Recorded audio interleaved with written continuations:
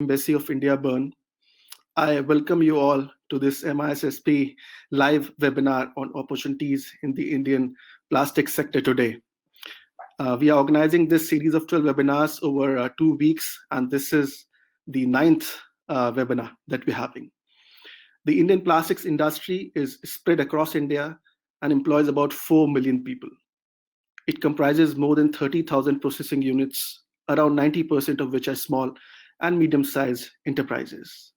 And the size and the sort of companies which make this industry provide a perfect complement for the Swiss industry sector, which is made up of 99% of which is made up of more than Swiss SMEs.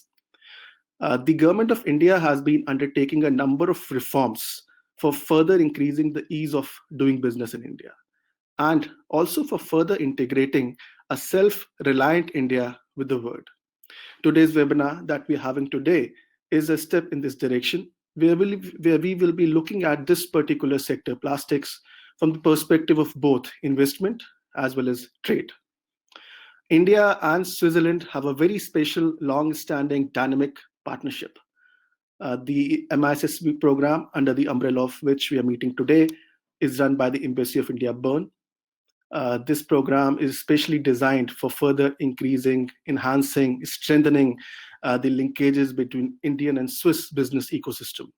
In the last 6 months, we have been able to onboard more than 50 Swiss companies onto this program, which reflects the sort of confidence, the sort of interest that the Swiss companies have in Indian market. Today's presenters in this program will include the knowledge partner of MISSP, TNA Consulting, the legal and tax partner of MISSP, Rotel and Partner, and we have a guest speaker from India who would be briefing us on the Indian industry scenario, opportunities, and strengths, Mr. Ravish Kamath, who is the chairman of the Plastics Export Promotion Council. So with those words, let me now invite the first speaker of the day, Mr. Tarun Gupta, partner TNA Consulting, to please make his presentation on overview of Indian economy amidst the COVID-19 crisis. Mr. Gupta, over to you. Have your screen. Thank you. Thank you, Dr. Singh, and good afternoon from India and good morning to all our participants from Switzerland. Thank you for taking time out for joining this webinar. We are all going through some challenging times. As one European leader remarked, never let a good crisis go waste. The current pandemic will result in new business opportunities and new business models, new business partnerships. Can India be the preferred business partner for Switzerland? What are the opportunities in India? What are the challenges? What has changed in India? And what is changing in India?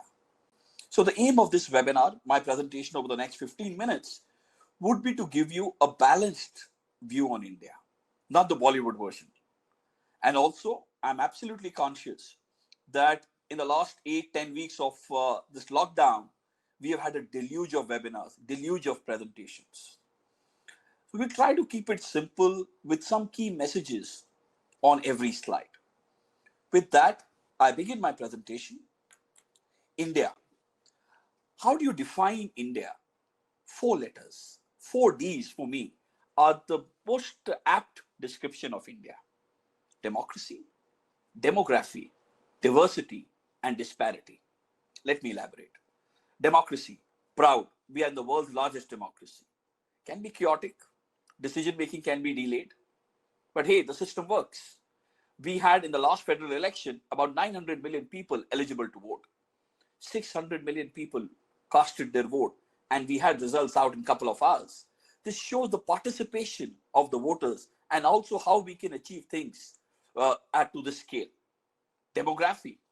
We are the youngest nation in the world with a median age of about 29.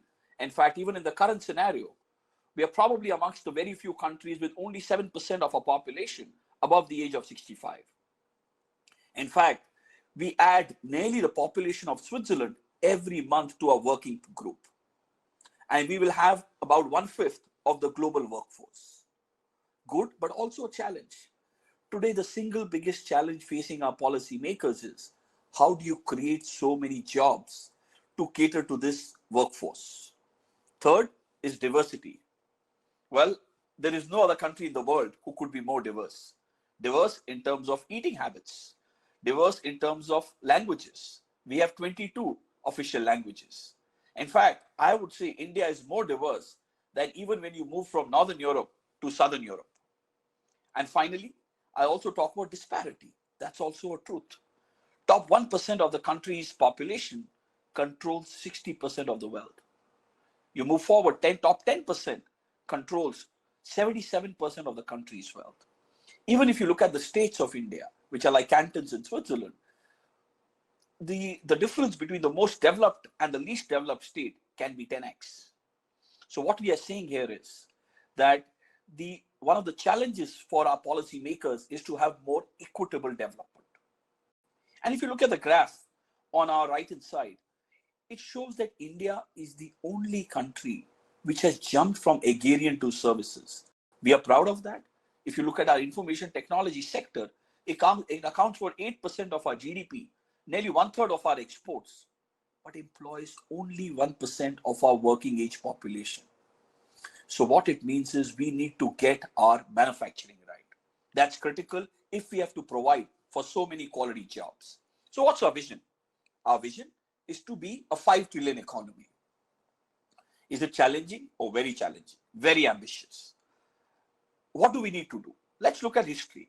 It took us 60 years to reach our first trillion. It took us 7.5 years to reach our second trillion. And now we want to nearly double our GDP in 5 years. But that requires a real growth rate of 8%. And what that in turn requires is a virtuous cycle of savings, exports, and investments. So how are we doing in investments? The graph here indicates that in the last 75 years, we have got close to $600 billion of foreign direct investments. Interestingly, 50% of that, which is $300 odd billion, has come only in the last 5 years, of which 90% has come through the automatic route. What it means is it shows you the openness of the Indian economy, and you do not necessarily need a local partner. So if you do not want to share your intellectual property or your trade secrets, most of the sectors are open for economy. And India is now ranked as the third most preferred greenfield destination. But why is that? Well, the next slide gives you an indication that India has made considerable improvement in ease of doing business. We have jumped 79 places in the last 5 years. In fact, we are consistently the top 10 performers in ease of doing business. Today, the new buzzword is, we've all heard of BRICS, but the new buzzword is MIVIT. Malaysia, Indonesia, Vietnam, India, Thailand. These are the countries competing as companies move to diversify their supply chain. And we stand fairly good, even compared to this peer group. But one thing which we have unique is a large domestic market. That is different. So this brings me to the end of the first section of my presentation, where I spoke about the 4 Ds, about India: democracy, demography, diversity, disparity, the India vision, and the improvement in ease of doing business. The second part of my presentation is India opportunity, and 4 alphabets best describe India opportunity: CFIT, consumption, formalization, infrastructure, and digitization. What do I mean by that? Consumption. India is a consumption-driven economy. 60% of our GDP is consumption, unlike some of the other economies which are export-driven. In fact, we are the 6th largest consumer market in the world and expected to be the 3rd largest in the next 10 years. Our whole private consumption expenditure is expected to increase by 4 times. All good, but companies make a common mistake. They overestimate the size of the Indian middle class. And here I would like you to look at the pyramid, wherein we have about 10 million households with annual household income of $30,000 plus, and another 25 million household between $15,000 to $30,000. Effectively, this is the real consuming class, which is about 35-40 million households, about 200 odd million people. Not a small segment, but not 1.3 or 1.4 billion people. So first, opportunity in India, the consumption. Second is formalization. Here, I'll give you the relevance why I say that. India has 75 million enterprises, ballpark, which is 22 times the size, number of enterprises which are there in the US, although its economy is only 8 times our size. So what are the peculiarities? Only 10 million of these enterprises have any kind of tax registration. About 5 million have both tax and social security registrations. In fact, if you look at it, 85% of these organized manufacturing firms have less than 50 employees. So what we want to do is, we want to bring them in the formal sector. And why? Number one, impact on productivity. Now, if you look at our manufacturing firms, even after a decade, a significant of them have less than 100 employees. And they account for employment share is only 40-odd%. So what we have created due to earlier policy is dwarfs, companies which remain small. However, what we need to create are babies which grow up and take in larger number of formal employment. Remember my first slide? 8 to 9 million people, formal employment. Second is we need to improve our tax to GDP ratio. It's currently 17-odd%, which is less than other emerging economies. Whether you look at China, 22%, South Africa, 27%, Brazil, 34%. And even our personal income tax, less than 6% of our population pays personal income tax. So second reason is to improve our tax collections. And third is to create a culture of validity, sanctity of contract. India is ranked low on enforcement of contract. For that, we have had initiatives like bankruptcy code, which has brought about better debtor discipline. In fact, in first time in India's history, we had over 300 companies which were sent for liquidation. So this is formalization. Third is infrastructure. Now, this has been a challenge for a lot of our foreign investors, which has resulted in low efficiency. And here, if we have to achieve our vision of 5 trillion economy, we need to double our infrastructure spend annually. Currently, we spend about $150 billion annually. We need to increase that run rate to $300 billion. Can we do that? Well, let's see how we are doing in the last 5 years. The reason we have to double it is also that this will come out of government coffers. 70% of our infrastructure spend is from government. So in the last 5 years, let's start with highways. Currently, our total road length in India is about 6 million kilometers, of which national highways is about 140,000 kilometers. 30% of that has been built in the last 5 years. We plan to build another 60,000 kilometers in the next 5 years. Effectively, we would have doubled our length of national highways in 10 years. Look at railways. We have 68,000 kilometers odd of railways, of which we have electrified about 30,000 kilometers in the last 70 years. Now we plan to electrify the remaining in the next 5 years. I can go on. Solar energy. We have increased our solar energy installed capacity by 1,000 times in the last 10 years. So what it shows you is that India is being able to achieve scale and execution in infrastructure. And finally, it moves me to the last alphabet of opportunity, which is D, digitization. India is unique if you look at the stack. This has been a game changer for technology and financial inclusion in India. What we have is, we call it the Holy Trinity, JAM. 1 billion people on mobile, 1 billion mobile accounts, and 1 billion biometrics.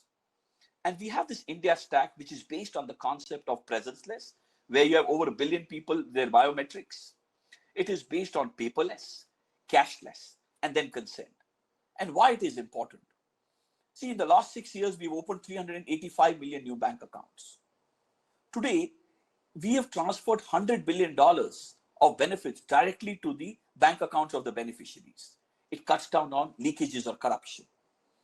And in fact, we have leapfrogged from credit cards to direct internet banking through unified payment interface. In January alone, we had over 1 billion transactions. Whereas in 70 years, we have 50 million credit card holders. Whereas the most popular e-wallet company, mobile wallet company, has over 150 million active users. So we have leapfrogged that. And why we've been able to do all that is our growth in the number of internet users through mobile. We have 600 odd million users. And our usage of data has increased by 44 times in the last 5 years. So this brings me to the end of the second section, which talks about CFID, consumption, infrastructure, formalization, and digitization. I'll move on to the last section of my presentation, which are reforms. Once we talk about opportunity, there is a small wrinkle of taxation. We've had a huge reforms in taxation, wherein our corporate tax rate has reduced by about 10 odd percent to net effective about 25%. And if you're setting up new manufacturing, you're looking at 17 odd percent. But more importantly, our tax authorities were very infamous for litigations. We have signed 300 advanced pricing agreement to offer predictability to our investors. We've also reformed our indirect taxation. India was not a unified market. Every state had their own taxes. But now we have a unified goods and service tax, wherein, yes, it can be reduced further, but it has brought about uniformity. We want to reduce our logistics cost from 14 odd percent of the GDP to 10%. And this is also result in efficiency of lorry movement by reduction in lorry time by 25 to 30%. So we've reformed our direct taxation, our indirect taxation. What else? We are also repealing laws. We've repealed over 1,000 laws. We are bringing all these systems transparently. And why it is? Because we want to reduce any manual intervention, any discretion. It should be visible, transparent, and predictable. And what it does is, it results in the reduction in cost of compliance. And that's an example in front of you for a documentary compliance, not only cost and time. So that's about taxation reform. It's about legal. Then we also have liquidity, very relevant in today's scenario. So what we have is, government has announced a package wherein about our MSMEs, the small enterprises, will get about $40 billion of collateral free loans. The definition has been changed. And we are also the reduction in the bank rate. All this is to provide liquidity. And then two other reforms. One is labor. We had a huge number of labor laws, central, federal level. But now what we are doing is, we are reforming all the 44 central laws into 4 labor codes. And finally, we are reforming our land. Land inexpensive was in India expensive, long time to buy, non-transparent. States have brought about online repository, wherein they have land banks. You can buy land directly from farmers, more transparency.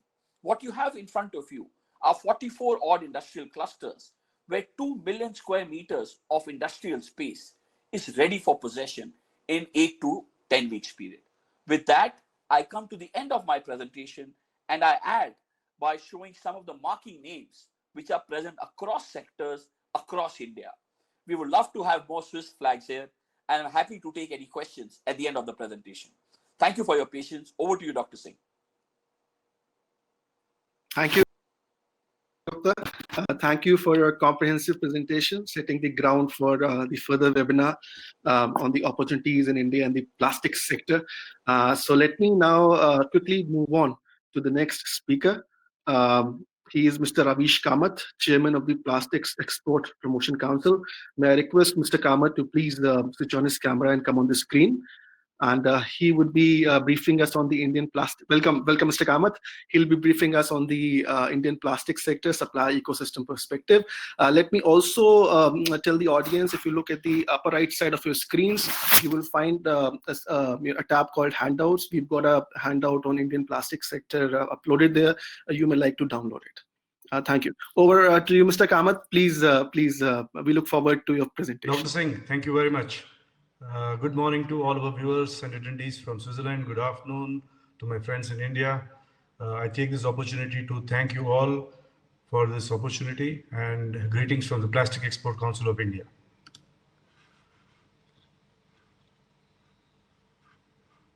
I'm just trying to download the screen of the Plastic Exports Council. Yeah, here we are. So my first slide takes me to the Indian plastics industry and overview. The plastics industry in India has developed and diversified significantly since its inception in 1957. As one of the leading sectors in the country's economy, the industry is a significant contributor to the Indian economy. The industry manufactures and exports a variety of plastics ranging from plastic raw materials to semi-finished and finished items. Indian manufacturers are quality conscious and make products of international standards. India has over 50,000 plastic processing units, mainly consisting of medium-sized manufacturing units, having 153,500 plastic processing machines. The accelerated globalization, significant investments, rapid change in technology, and growing consumerism, rising incomes and growth in retail, automotive, healthcare, and agriculture segments have brought about new changes and abundant opportunities for the petrochemical companies in Indian plastics industry to grow locally and globally. India has world-class technical training institutes like the Central Institute of Plastic Engineering and Technology and IIP, the Indian Institute of Packaging. They impart the skill sets required for increasing efficiency and productivity. The plastic industry in India employs over 5 million people across the value chain. In order to provide a boost to the Indian plastic industry, the government has formulated 4 petroleum, chemical and petrochemical investment regions, the so-called PCPIRs, in the states of Gujarat, Odisha, Andhra Pradesh and Tamil Nadu to promote large-scale investment in petrochemicals. The Dahej PCPIR in Gujarat reflects the success of the PCPIR model. ONGC Petro Additions Limited, OPAL, the anchor tenant, operates a petrochemical complex which provides feedstock for the downstream industries. Downstream players like Reliance, BASF, Lanxess, Adani, SRF, Firmenich Aromatics, etc. have manufacturing units in the Dahej.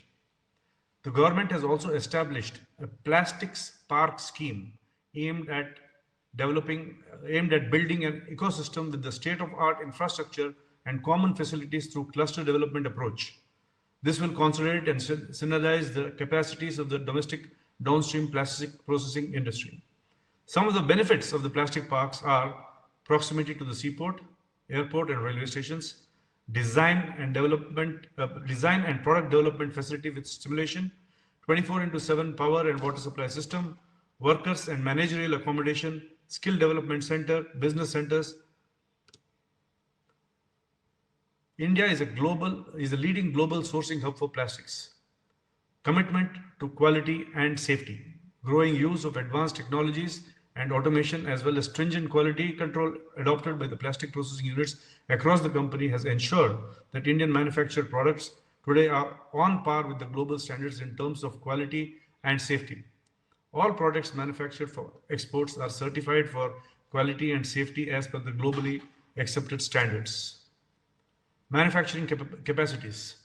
Our plastic processing capacity stands at 41.2 million tons per annum, demonstrating a growth rate of 11% in the last 5 years. Polymer production capacity is currently standing at 13 to 15 million tons per annum and continues to expand with growing demand. Favorable government policies to boost the manufacturing sector, establishment of several plastic parks, and plans to expand infrastructure will provide the required impetus to expand capacities to meet voluminous export orders. Technological advancements, improved energy efficiencies, increased throughput, consistency in quality, competitive pricing, advanced technologies with automation, adaptability, and Industry 4.0 capabilities comparable with global standards are a distinct advantage for our export segment. Committed to deliveries. By adopting various strategies in manufacturing and supply chains, Indian exporters use a multi-pronged approach to ensure a smooth logistical process and timely delivery of merchandise.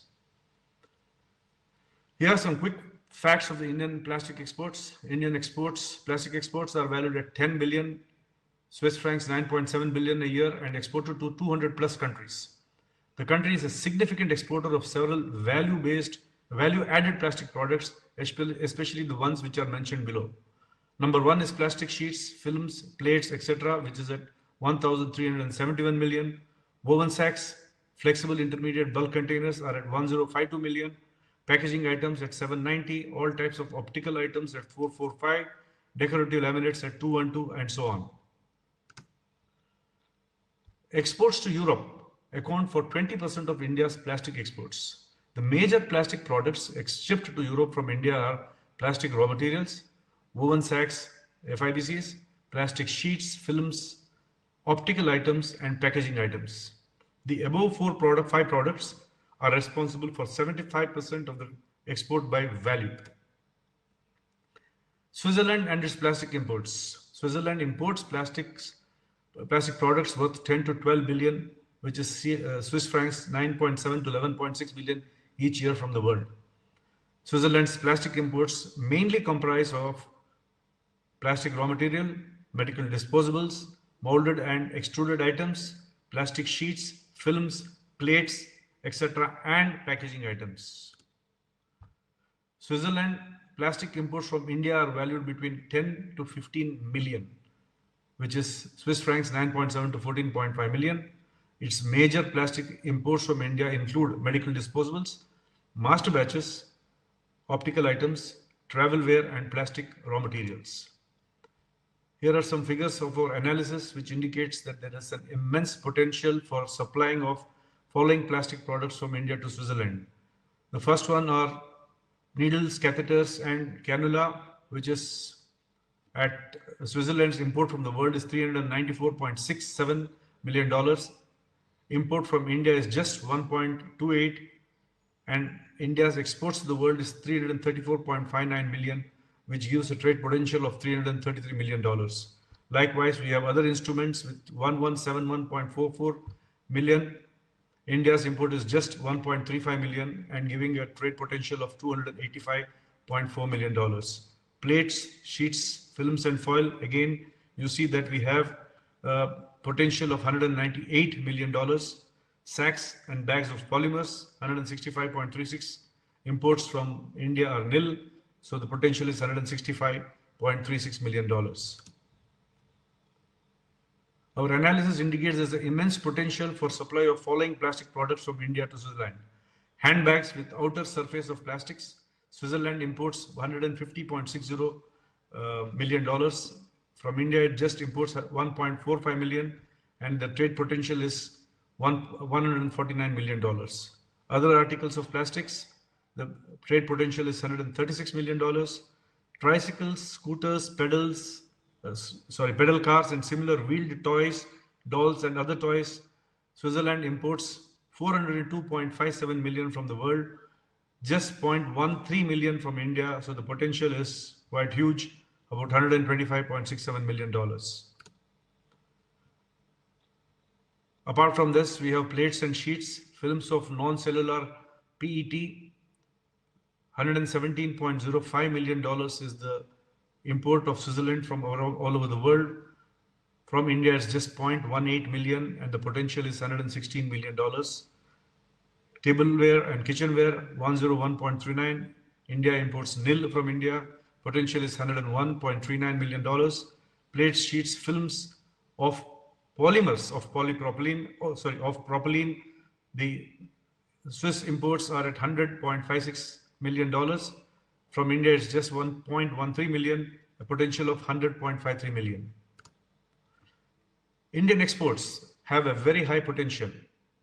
Thanks to the labor reforms, easy availability of land, single window clearances across the states are likely to aid investments, both foreign and domestic, and boost production of the plastic products. Within the new global dynamics, with some countries planning to withdraw reduced dependence on China, many companies are considering moving their production facilities to India to start sourcing more products from India. Multiple government schemes to support and promote exporters through MES, MAAI, AA, and amongst other schemes. These are the schemes which are given by the government of India to promote exports. Government plans to ease logistic costs as well as develop better infrastructure, including ports and inland connectivity. Plastic packaging on account of FMCG and F&B segments, especially flexi and disposable packaging, are in very high demand, and it will continue to be the case in the post-COVID-19 phase due to the health and safety reasons. The medical devices and product segments such as PPE, face shields, etc. are in high demand, and this will continue in the post-COVID-19 phase. I give you some details about the Plastic Export Council. It was one of the several, it is a council which has been established by the Ministry of Commerce and Industry, Department of Commerce, Government of India in 1955. It is a non-profit organization. It was one of the several export promotion councils launched by the government to project India's image abroad as a reliable supplier of high-quality products in order to give boost to the country's export. Hence, Plex Council is the apex body of the plastic industry in India. Total membership 2,451 manufacturer exporters and merchant exporters. The general services offered by Plex Councils to its members are all mostly to do with the Indian context. And of course, we have trade and regulatory services, which organize trade fairs, exhibition in India and abroad. We provide with trade statistics and market intelligence. We arrange buyer-seller meets and reverse buyer-seller meets, conferences, seminars, workshops, webinars on exports, updates with regarding to the FTPs, FTAs, customs, RBI, etc., and representation on behalf of members to the authorities. These are the benefits which the members get. Most important in this is we get a subscription to Plex Connect, a monthly trade e-magazine, which gives a lot of information about the Indian exports. I would now like to thank the Embassy of India, Berne, for organizing this webinar and giving us an opportunity to present. I conclude with the below quote: "The future of plastics is bright, and we at Plex Council are here to assist the Indian plastic industry in achieving their full potential in manufacturing international quality products and supply to the world at the lowest possible prices." Thank you so much.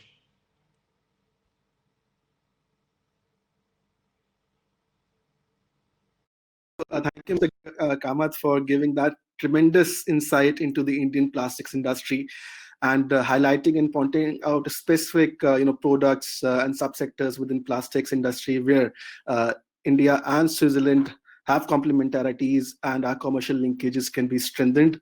With those very prescient words that the future of plastics is bright, let me now move on to the next speaker. We will come back to you during the Q&A session. There are a few questions which have already been posed to you. So I'll come back to you at the close of the webinar during the Q&A session. Thank you so much for your presentation. The next section of this webinar relates to the legal and tax structure of India and how it correlates with the plastics sector. So the presentations will be made by the legal and tax partner of MISSP program, Doral and Partner. The presenters will be Mr. Soumitra Dole and Ms. Priyanka Limai. May I invite Mr. Soumitra Dole to please come on the screen for making his presentation from the legal side, which shall be followed by a presentation by Ms. Priyanka Limai focusing on the tax aspects. Mr. Soumitra Dole. So, can you? Yeah, I can see that you are online and you also have a camera on.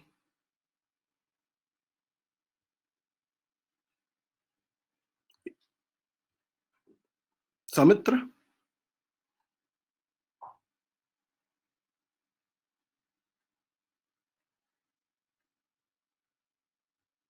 Okay, so while Soumitra joins us and we get it rectified, let me invite Priyanka, if she can join us first for making a tax overview, and then we'll move on to Soumitra. Priyanka? Thank you, Dr. Singh. I think Soumitra is facing some connectivity issues. We'll have it later. Yeah, I hope I'm audible and clear. Yes, perfect. Okay, great. So I'll quickly move on to the tax slides. Oh, okay. First of all, good morning to all the participants from Switzerland, and good afternoon to the ones from India.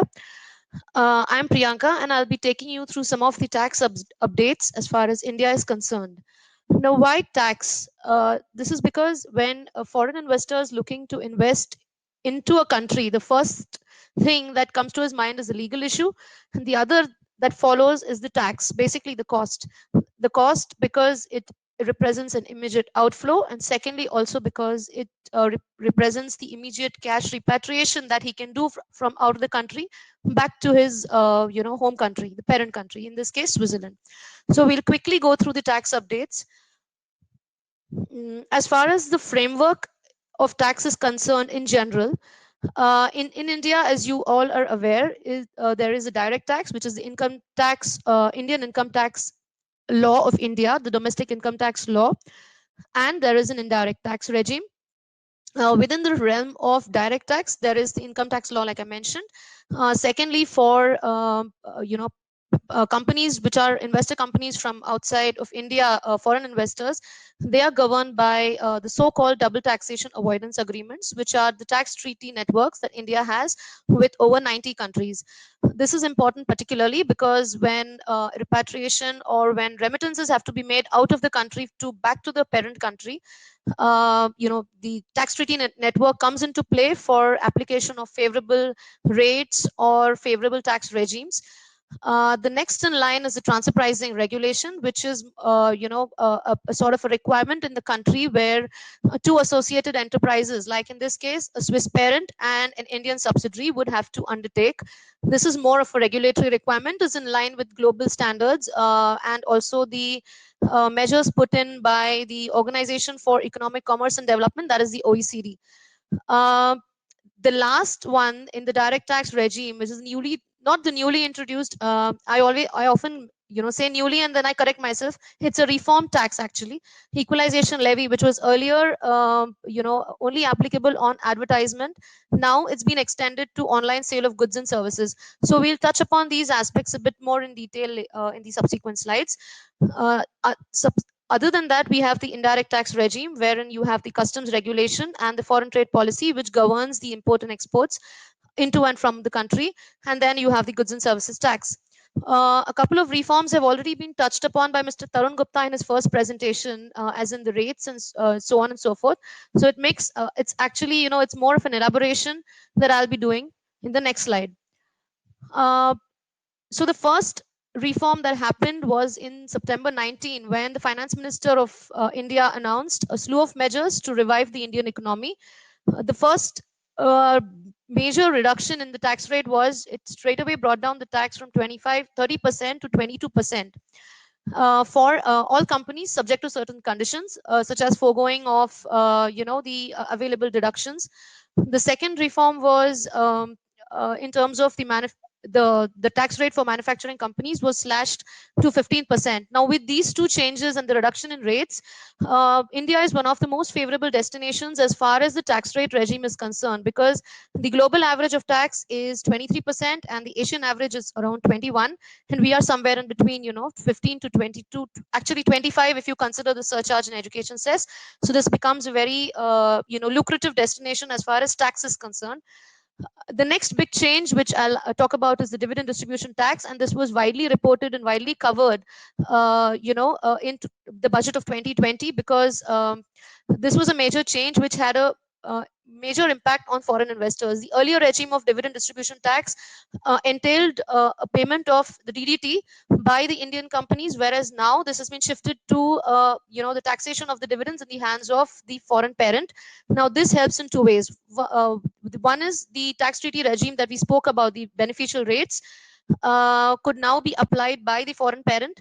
And secondly, whatever taxes are being paid in India on these dividends will now be eligible for foreign tax credits. So this would result in a substantial saving of tax cost as far as dividends are concerned, and would also help in repatriation of profits from the country back to Switzerland in this case. The next is the digital tax or the equalization levy, which is more or less in line with the European digital services tax, which has been introduced recently. Now here, the scope of this levy is actually very wide. It covers online provision of goods, online sale of goods and online provision of services. And any e-commerce operator who does these businesses will be liable to a digital equalization levy or a digital tax at 2%. This is something that we'll have to be cautious about when, especially when the foreign companies are making sales or providing services to Indian companies online. The other updates are more or less not new updates. It's just these are sort of measures taken to cope up with the changing updates or the changing norms which have been put forth by the Organization for Economic Commerce and Development, the OECD, wherein tax avoidance measures have been put in place, such as the GAR, the General Anti-Avoidance Rules, which come into place, and also the MLI, multilateral instrument, which is in force. Mr. Tarun Gupta also spoke about the easing of the litigation in India, because more or less, the litigation in India is very aggressive. However, of late, there have been measures to curb down on the litigation levels by putting into place advanced pricing agreements for transfer pricing and other such measures, which have led to a reasonable reduction in the litigation scenario in India as far as tax is concerned.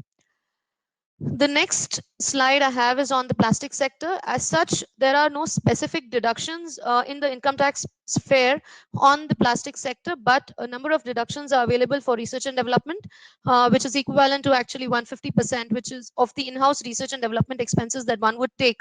The other is the deduction available to employee costs, which is equivalent to 30% of the additional employee cost, and it is staggered over 3 years. So these are the general deductions available. As far as the GST is concerned, there was a realignment of custom duty rates in the budget of 2020 to promote the plastic sector. For instance, the custom duty on certain specified toys was significantly increased. This was to promote the Make in India measures, and also to bridge the gap between the raw material price and the export price that one would have to levy in terms of the Indian manufacturers are concerned. The others are general measures that are put in place, such as the export incentives available, which was already spoken about earlier.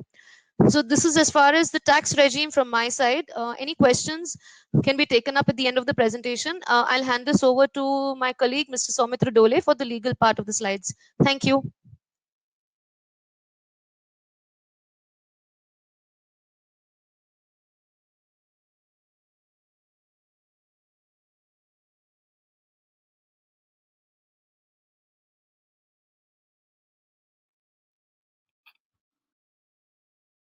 Oh, yeah, you're here. Okay, so it needed me to be here to be here. Yeah, go ahead.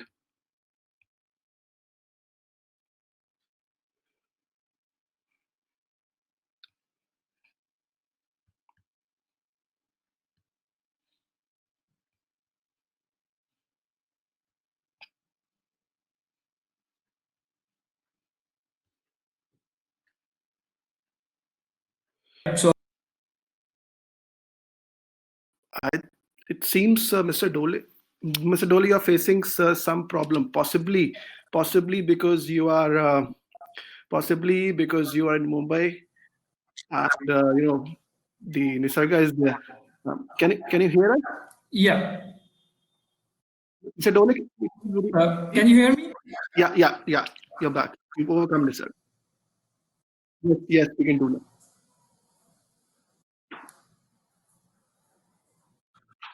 Okay. So sorry for the disturbance because of the poor network. So I'm now just briefing you through legal updates. As already explained by Mr. Kamath and Mr. Gupta, that India has a huge potential for plastic industry, especially the organized players. The lucrative investment is by making 100% FDI permitted under an automatic route. Plus Make in India initiatives by government to help boost the domestic manufacturing as well as export competitiveness of the country. Along with that, the recycling industry, plastic recycling again has a huge potential in India. The next slide will give you a brief about how to make an investment in India, that is how to open an office or in India. So you have three, there are representative offices and a subsidiary or a joint venture company. These representative offices are not an incorporated company in India, but the other two, subsidiary and joint venture, are the incorporated companies in India. Apart from these, I'll just take you through the applicable regulations. So sector-specific regulations, you have plastic being the most environment thing. So environment protection laws, which we have to, along with management laws, which you have to adhere to. Then various states has a incentive scheme, as already been explained by Mr. Kamath, that various states have their different incentive schemes for the plastic industry.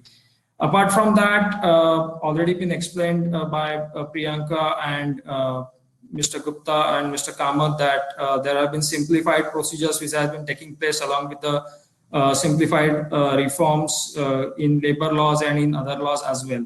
So this makes an India a very lucrative investment destination. So with this, I end my presentation and I hand it over to Dr. Singh. Thank you.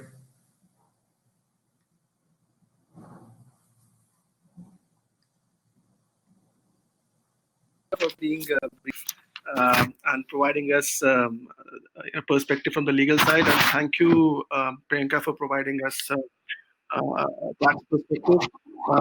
May I now request Mr. Tarun Gupta to please make a presentation which we've internally prepared on the plastics sector in India. Go ahead. Thank you, Dr. Singh, and thank you for inviting me back. I'll keep it brief as always. I know I'm the last speaker now, so I'll try to put together a few key messages, which and just reiterating what Mr. Kamath said. So first of all, what's our per capita consumption? If you see, our per capita consumption is half of the world average. Even compared to the US, we are 1/10 of the world average. Is it growing? Oh yes. Our per capita consumption is growing at about 10% odd. In fact, in the last 30 years, our whole consumption per cap has increased by 30 times. So message from this slide is that we have a low per capita consumption, but growing at significantly high rates as compared to other parts of the world. Second, if you look at this particular slide, it gives you a quick overview of the industry structure. Let me elaborate a few points on that.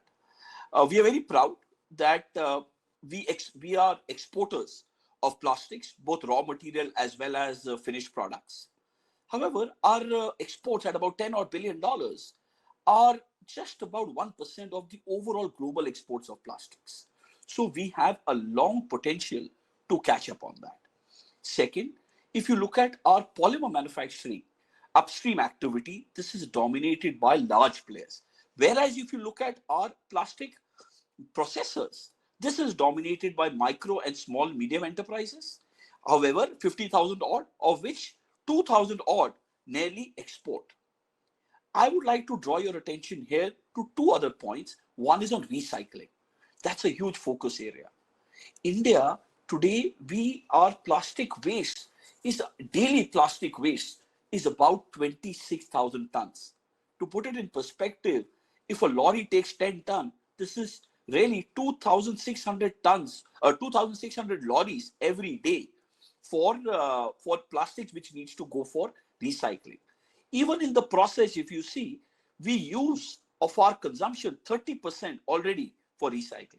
And second, these are some of the technologies. We are already the largest player for roto-molding, which is used in circular tanks, especially for water tanks, which are very ubiquitous if you look at the Indian environment.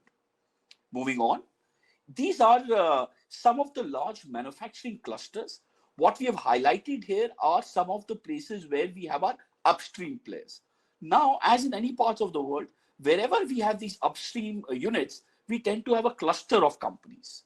So these are some of the locations, to put it in perspective, which have these upstream activities. But more importantly, now, government has announced these plastic parks, which gives you an idea which have a cluster approach. And what I mean a cluster approach, they have common facilities, tool rooms, R&D labs, and we are seeing a huge success in this cluster approach to have a conglomeration of companies in this. We have, I think, about 18 odd plastic parks spread across the country. Moving on, this gives you the growth of the polymers, the global average, and look at this graph where we stand in terms of how it is growing in the last few years in terms of the demand. These are some of the end user segment. I will focus on few of these segments. Packaging. This is a high growth area, especially flexible packaging. And why? Because of growth in two sectors, food processing and pharma. We have already seen some players globally who have large presence in these two segments, which are driving the demand for whether it's food grade plastics, bioplastics. This is a huge growth area. Second, if we look at our machinery, that's where Switzerland has a very interesting role because we are importers of certain high quality plastic machinery from Europe as well. We have a domestic machinery segment. As you see, this slide gives you an indication of the machinery required across extrusion, injection, and blow molding. And this is an area where we are seeing increasing interest for foreign companies, including companies from China, Taiwan as well, to have a presence in India. What are some of the initiatives which are driving? Here, I would like to focus on housing because this results in a huge demand for PVC piping, all the products. We have a shortfall of about 30 million homes in India, and that is a huge end user demand. We also have plans for our Clean River program and also through our canal network to reduce our losses of water. Another area which I would like to talk about, growth driver, automobile is packaging. I've spoken about automobile. We are largest producer of two-wheelers, 7th largest producer of cars, 4th largest producer of heavy commercial vehicle. Two areas which could be interest is agriculture. We have 18% of the world's population, but only 2.6% of the world's land and 4% of water. So plastic culture is very, very upcoming area to increase productivity. And second, on electronics, we are seeing a demand and a big push for consumer electronics. India is already the second largest player of assembly of mobile phones. And now there is focus on manufacturing of air conditioning, manufacturing of televisions. This is one of the areas where we have many incentives, which in turn is driving the demand for these grade of plastics. So in essence, what we have put together are 4 high growth segments: plastic culture, bioplastics, recycling, and even plastic molded furniture segment. Do we have some Swiss names? Yes. You can see some Swiss names. ISA is there. You have George Fisher there. And these are some of the Swiss companies which have set up subsidiaries. Here you have Mylefer, you have Soplar. In fact, ISA has one of the largest extruded tube lines in India. With that, I've come to the end of my very quick presentation, but we wanted to give some examples for the audience. Thank you, Dr. Singh. Over to you. Thank you and for making things more contextual for the audience which we have today with us. Let me now move on to the question answer session. As has been the practice, we would first pose the questions to our guest speaker. Mr. Kamath, can we have you on the screen, please? A question which has been posed is regarding engineering plastics, noting that it is a high value segment, inquiring about the opportunities in India, and also inquiring whether apart from automotive, are there any other end user segments? So the answer broadly is on engineering plastics. Well, currently there are a lot of possibilities and opportunities for this segment, both in as far as the domestic industry and as far as the plastic industry, the export industry is concerned.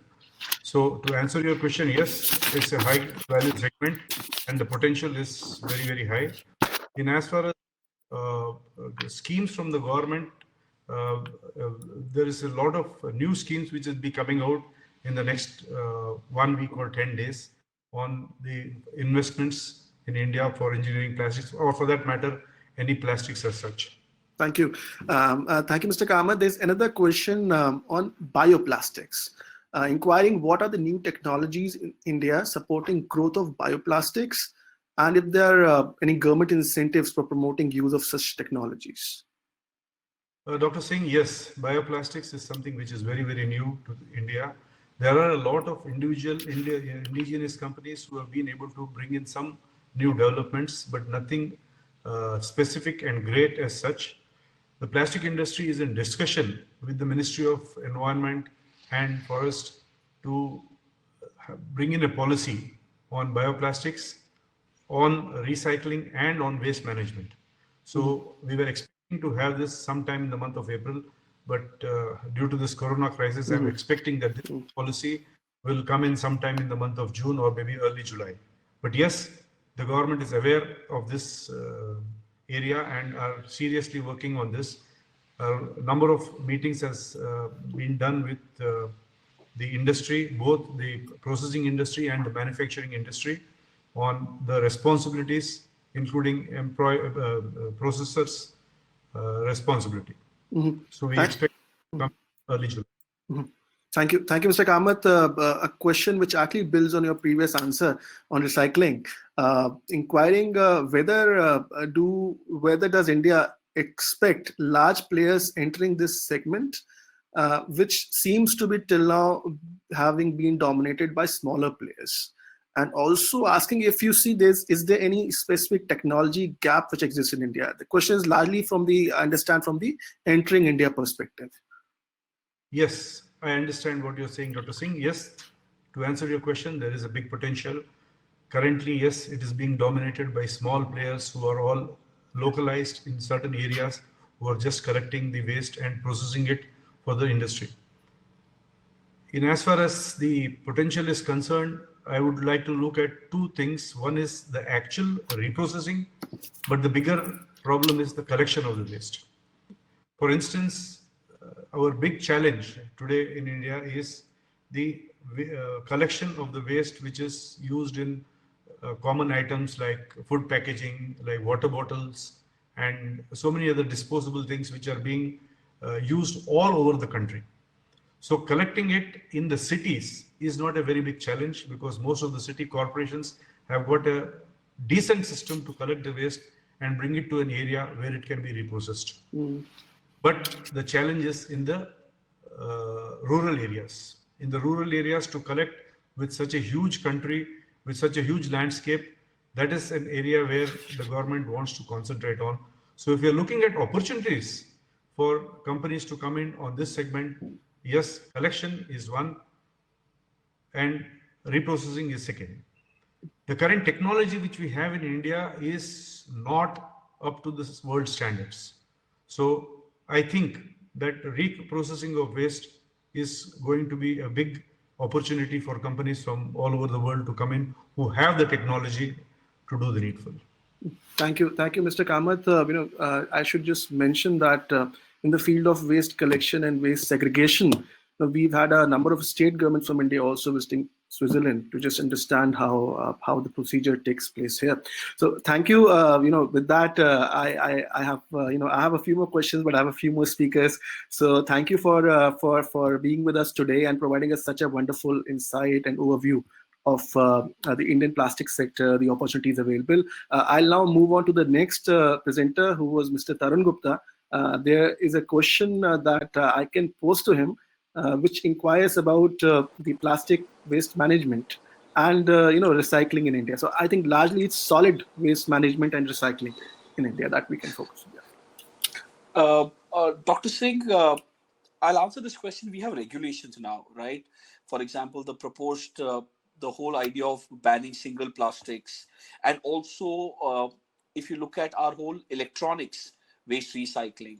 So just to support what Mr. Kamath said, it's been a household activity. We are great recyclers in India. We don't like to throw things. Okay, as I mentioned in my presentation, 30% of our demand is still met by recycling. So nobody should get it wrong that in India we have a throwaway culture. No, it's not. I think what we need to now do is institutionalize it. Yeah, institutionalize it at household level, institutionalize it at industry level, and that's where we see opportunities for some of the large players in Europe who have excellent plant of sorting, grading, and then using the plastics. And these are the kind of companies who can set up, and we are already seeing some of these larger units being set up around these special economic zones. We are already seeing that. So that could be an area where we could see large companies setting up their units around that. Thank you. Thank you, Mr. Gupta. I'll move on to the next speaker. Soumitra, if you can hear me. The question revolves around, what is a preferred way for an Indian, for a Swiss SME, to enter India? I mean, you've shown us that chart about various ways of entering. Correct. So go ahead. Yeah, so it depends that which services you would like to give. They can give only limited services in India. So like a liaison office cannot do any trading or manufacturing activity in India. Branch office cannot do any manufacturing activities in India. So the preferred way is always to establish a company that is an incorporated entity in India, be it a wholly owned subsidiary or a joint venture with local partner, whatever ways you prefer. But the preferred way is always to have a incorporated entity in India to do a business in India.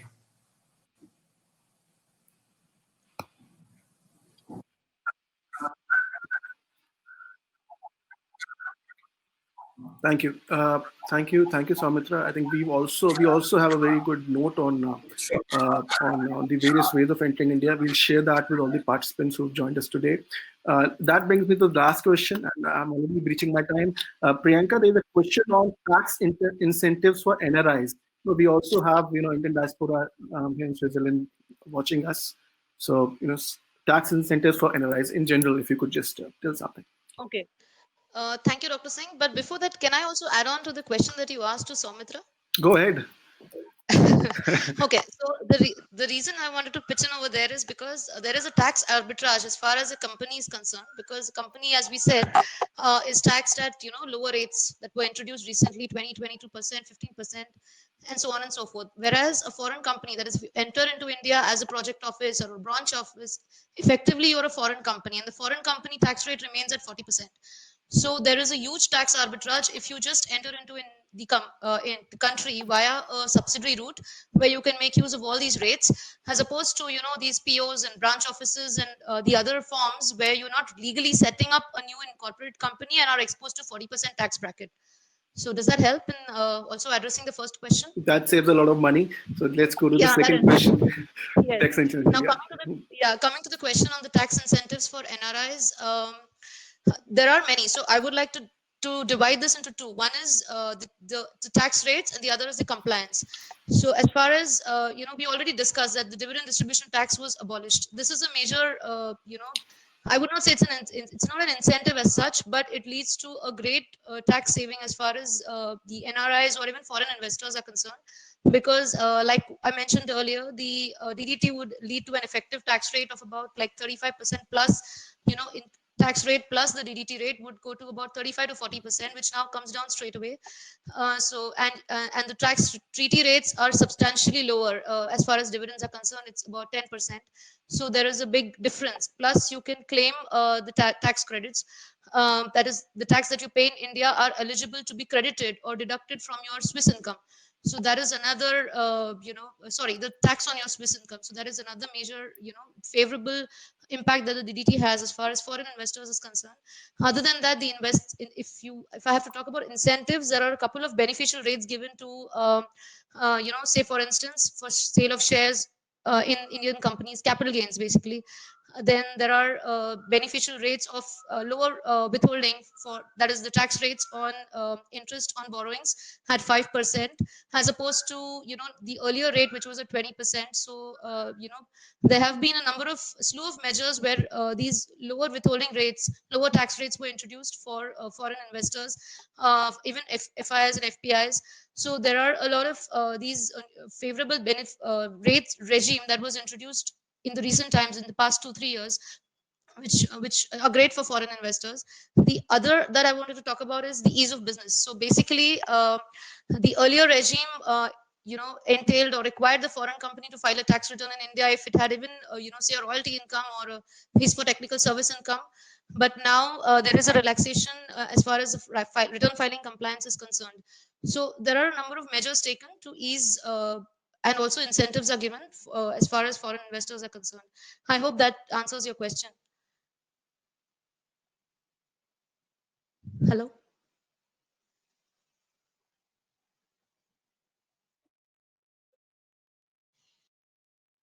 That we come to the conclusion of this webinar. We shall be uploading all the PPT presentations delivered today on the MISSP website. You can access them there. We'll also be converting this webinar into video and podcast, and would be putting it on our website and also sending it to you. I hope that we have been able to reinforce and reiterate the idea that there are tremendous complementarities between India and Switzerland. in every sector. And today we focused on the plastic sector. Let me, to end, thank all the presenters who were with us here today, including our guest speaker, Mr. Kamath. I also look forward to a number of Swiss companies who joined us today becoming MISSP members and entering India. Thank you so much. Have a good day ahead.